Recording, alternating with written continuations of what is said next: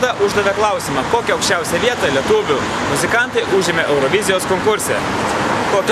Taigi, užėmė 6-ąją vietą ir tai buvo LT United. Taigi, mes Gedimino prospekte Vilniuje ir žiūrim. Kokią aukščiausią vietą lietuvių atlikėjai užėmė Eurovizijos konkurse? Nežinau, kad 6. Teisingas atsakymas ir kas tokie? O šitie... Dovarai, padėk. Taip, pat aš pamiršau, kaip ta grupė vadinasi. LT United. Tikrai nežinau. Neatsimenu, žinau, kad aukščiausia buvo šitie bakūrėsi. Kokie vadinasi? Dovarai, padėk. Su Lietuva. LT United. Ir kelintą vietą? Aš neatsimenu kelintą, jie bet aukštą, tikrai 6. O šiais metais kokią vietą pranašautumėt konkurso? Net neįsivaizduoju, iš pradžių galvojau, kad iš tikrųjų nieko gero jiems tai šviečia, bet po to, kai pasižiūrėjau reportažus, kaip jie ten save reklamuojant, tai gal visai neblogai pasiteks, nežinau, net bijau iš tikrųjų pranašauti. Dėkui, ačiū. 6. Ir kas tokie? Dovarai, padėk. Nu, žinau, kad jie, bet tai kaip LT United. Ir kokią vietą pranašautumėt 6 metų atstovam Lietuvos? Manau, 10, kad tai tikrai pateks.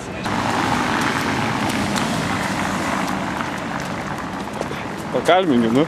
Dovarai, pakalbingi. Labą dieną, turime klausimą, kokią aukščiausią vietą lietuviai yra užėmę Eurovizijos konkurse? Man? Net tau. Atsiprašau.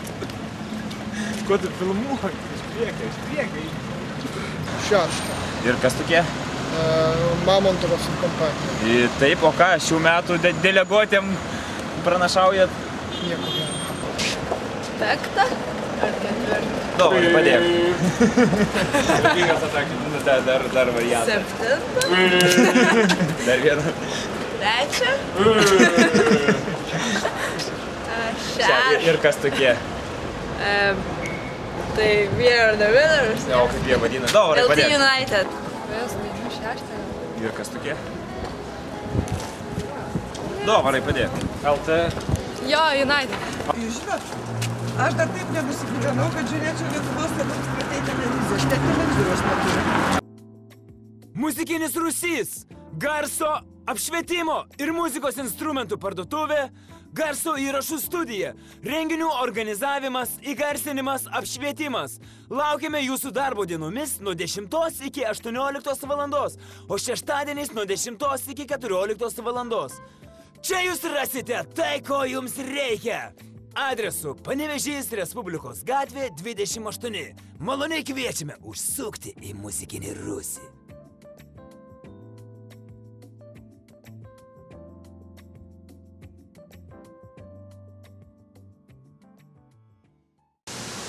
Lauksiu prie Vilniaus ir pasakų miesto, kur teka neris su žara.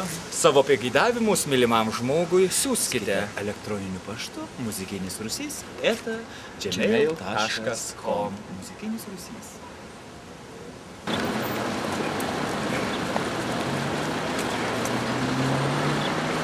Muzikinis Rusys iš Vilniaus.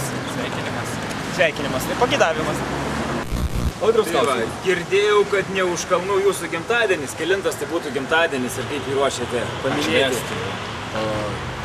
Tai yra būtų mūsų jau 9. gimtadienis, o ruošiame kaip visada artistų kiemelėje, klube vienam tokiam. Kviečiame visada daug svečių, daug gyvos muzikos. Šiais metais mes kaip tik nusprendėm, kad iš tokių žemesnių gal būtų naktinė pufaika. Toliau yra, mačiau internetinėme puslapyje jūsų Zala albumas. Kas tai yra? Visgi arbata ir Zala. Zala, nu tai čia tiesiog, žinai, kad kai tu kurį darai kažką tai ir atneši į tam tikrą žmonių grupę, šiuo atveju į arbatą dainą, tai ne viskas tinka tiesiog, ne viskas yra visiems priimtina, mes labai žiūrim demokratiškai, nu jei netinka, tai mes tą dainą atidedame.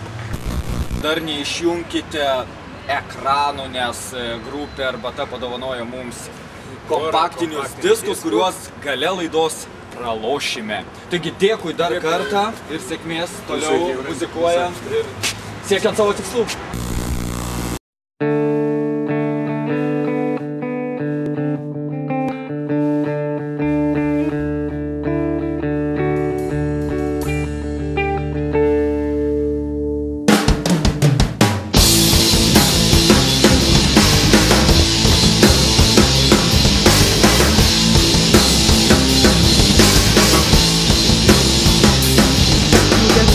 and drowned and drowned.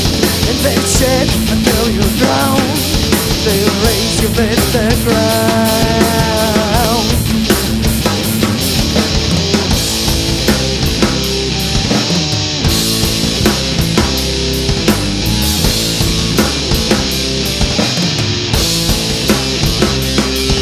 Get around and drowned and drowned. They said until you drown, they'll be around you and around, so you can drown in your mind.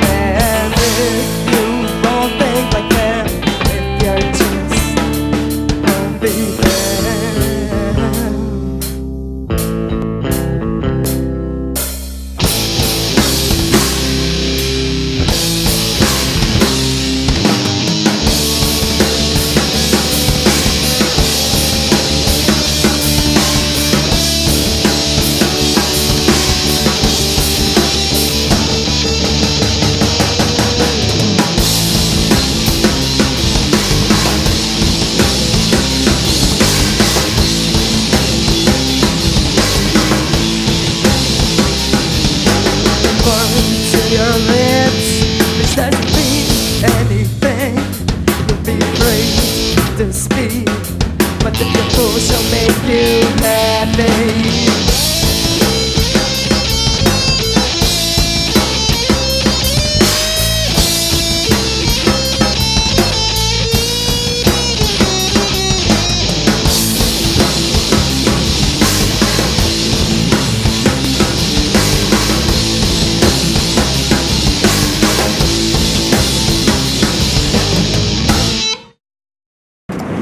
Muzikinis Rūsys atvyko į Rokiškį.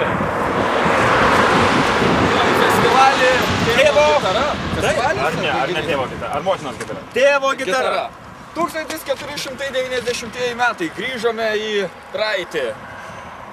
Check it out, stebėkit. Muzikinis Rūsys ir šiandien interviu iš mūsų jums renginio organizatorė Tėvo gitara. Organizatorė, jo. Birutė. Birutė, duokit mums klausimų. Visų pirma, vyrai, ar jūs žinot, kada prasidėjo Tėvo gitara? Gūdžiais 80-aisiais metais Rokišky buvo bent 12 roko grupų, kurios grojo gyvai. Ir kurios dabar nedalyvavo ir negroja. Taip, mes kaip pirmą kartą pradėjome savo Tėvo gitarą rengti, tai buvo atgaivinusios dvi grupės savo repertuarą ir jos sudalyvavo. Ar šito renginio pati koncepcija, kaip jūs galvojat iš vis daryti tokį renginį ir iš kur kilo ta mintis? Mintis kilo todėl, kad buvo fonograminių muzikos epogėjus. Daug tokių muzikantų? Labai buvo daug fonograminės muzikos ir tiesiog kilo idėja surengti festivalį ir parodyti, kad yra gyva muzika ir jinai egzistuoja. Ir dėl ko Tėvo gitara? Kodėl pavadinimas toks? Iš kur kilo? Aš skaičiau, žinau, kad aš. Tėvo gitara yra todėl, kad vis dėlto gyvai groja daugiau vaikinų negu merginų. O mes norėjome sujungti dvi kartas, tai yra tėvus ir vaikus. Ir vienoje scenoje, kad būtų šventė. Ką norėtumėt palikėti kitiem miestam, nes Rokiškis gal nėra toks didelis miestas, bet vyksta tokie renginiai, o kiti miestai apsnūdė, kad ir mūsų. Aš noriu pasakyti, kad Rokiškis iš tikrųjų yra labai didelis miestas, vien todėl, kad jisai organizuoja tokį festivalį kaip Tėvo gitara. Ką, dėkojau? Taip, labai didelis dėkui už pakvietimą į jūsų nuostabų renginį, už gražų interviu. Norėtume išbučiuoti viską, gerbti už tokius renginius. Gal ką nors gali pasakyti mūsų laidos žiūrovam?